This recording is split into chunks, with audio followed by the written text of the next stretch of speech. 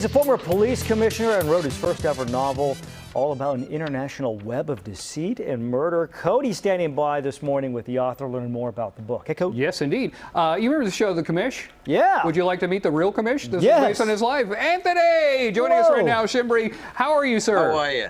I'm doing good. I'm doing good. So the show was based on your life? Yes. Guilty. Guilty. Now, I understand you wrote a couple episodes too, right? Yes. That's the way I'm going to do when they do a story about my life. I want to write some episodes to make sure it's correct. You know what I'm saying? Well, they trained me how to be a screenwriter, so I joined the Screenwriters Guild, and I learned a lot. It was lots of fun. I developed a new skill. We had a lot of fun meeting a lot of different people. I bet. How long were you commissioner of police in New York City? 14 years. 14 years. Yeah. Not only is and then that I spent 14 years in the prosecutor's office in Brooklyn. Oh, okay. See, if I had a dinner party, you're the guy I want to sit next to because you got stories, my friend. Oh. I do. As a matter of fact, the story on how the book came to be was when I was in law school, I got into an argument with one of the professors about whether it was too late to teach ethics when lawyers got into law school. So he challenged me to write a curriculum for a new course, which I did. About a month later, the dean called me down. She says, we'd like to adopt this course. It'll be the first in the country.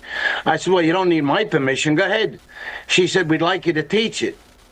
I said, me? I said, I didn't graduate yet. How can I'm not a lawyer yet. She said, you graduate in June. You'll start teaching in September. Oh. So that's the first time they did that. Anyway, it made the front page of the Law Journal, and the Russians saw it. And they called me down to the Russian embassy to meet with the ambassador. They wanted to put an attaché in my class. I says, okay with me, but you got to get permission from the dean. Then they wanted me to go over to Russia and teach a similar course. While I was there, I asked about, it was 1989, do they have any serial crime? Because serial crime was just coming around the corner to us, and I had a strong interest in it.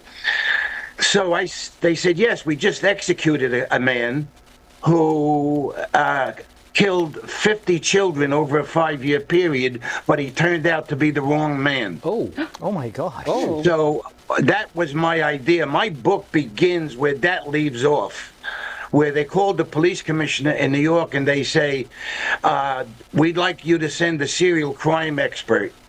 So he goes to see his chief of detectives, and he says, Chief, who's the best serial crime expert in your 4,500-man detective bureau? And the chief said, I know I'm going to regret this. Lieutenant Anthony Migali.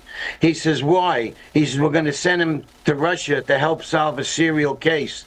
And the chief says, heaven help the Russians. Fantastic, man. We got to run, but the name of the book and where can we get it? In Russia, A Brooklyn Solution. You can get it on Amazon. Oh. It starts on Amazon. Fantastic. Cannot wait to get my hands on it, my friend. Thank you for joining us today. Oh, my pleasure. Thank you for having me. All right, nice to meet you. All right, back to you, John. He also did a bunch of forensic work, and I wish he could have been here when we cleaned out the fridge. He could have told us stuff. Yeah. Thanks, guys.